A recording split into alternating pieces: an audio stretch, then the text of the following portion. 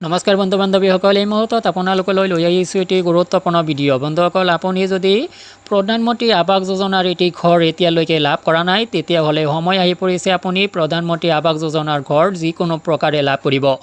আৰু কোনেও এই ঘৰ পোৱাৰ পৰা এতিয়া বাদ নপৰে, প্ৰত্যেকজন লোকে লাভ কৰিব এই ঘৰ। প্ৰধানমন্ত্ৰী আৱাস যোজনাত আৰু ৩ কোটি ঘৰ আবণ্টন দিয়া হ'ব, বাজেটত উত্থাপন হৈছে। আৰু কি বিষয়ত আলোচনা কৰা হৈছে এই সংক্ৰান্তত গুৰুত্বপূৰ্ণ কিছু তথ্য আপোনালোকক শ্বেয়াৰ কৰিব যত্ন কৰিছোঁ। প্ৰধানমন্ত্ৰী আৱাস যোজনাত আৰু ৩ কোটি ঘৰ, MSMEৰ অধীনত সীতাৰমণৰ বাজেটত কি আছে? NDA চৰকাৰৰ প্ৰথম পূৰ্ণাংগ বাজেট দাখিল বিত্তমন্ত্ৰী নিৰ্মলা সীতাৰমণৰ। তৃতীয় মোদী চৰকাৰৰ প্ৰথম আৰু বিত্তমন্ত্ৰী হিচাপে এয়া নিৰ্মলা সীতাৰমণৰ সপ্তম বাজেট।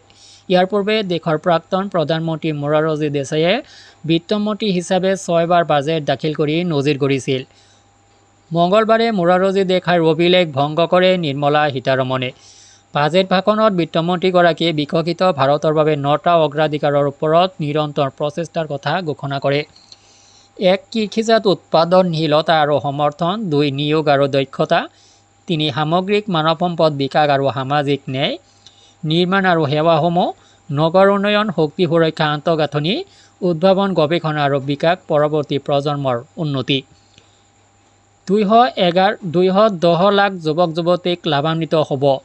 বিত্তমন্ত্ৰীয়ে কয় যে প্ৰথমবাৰৰ বাবে কাম কৰা উদ্যোগবোৰক এই মাহৰ দৰমহা দিয়া হ'ব। প্ৰথমবাৰৰ বাবে কাম কৰা লোকসকলক এই মাহৰ দৰমহা 15,000 টকালৈকে DBT কৰা হ'ব।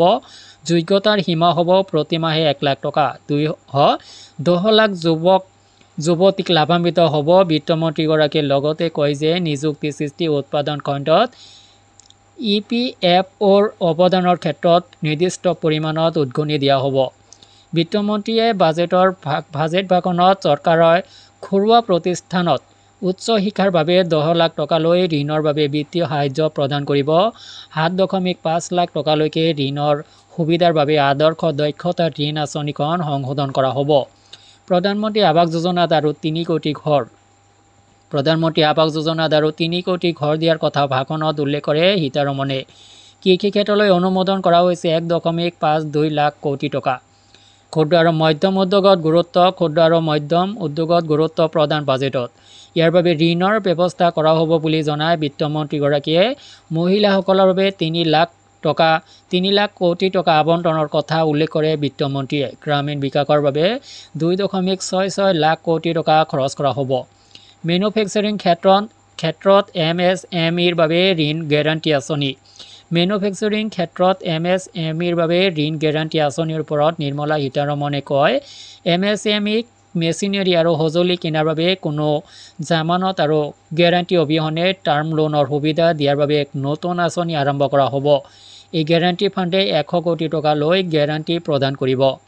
আৰু এনেকুৱাভাৱে আপুনি দেখিব পাইছে যে প্ৰধানমন্ত্ৰী আৱাস যোজনাৰ উপৰিও কেইবাটাও গুৰুত্বপূৰ্ণ তথ্য দাখিল কৰা হৈছে বাজেটত। বিত্তমন্ত্ৰীয়ে ঘোষণা কৰিছে তথ্যসমূহ।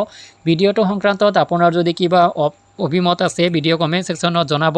লগতে আপুনি জনাব আপুনি এতিয়ালৈকে প্ৰধানমন্ত্ৰী আৱাস যোজনাৰ এটি ঘৰ লাভ কৰা নাই নেকি, যদি আপুনি ইয়াৰ বাবে যোগ্য হৈ আছে। তো আজিলৈ এৰিছোঁ, ধন্যবাদ।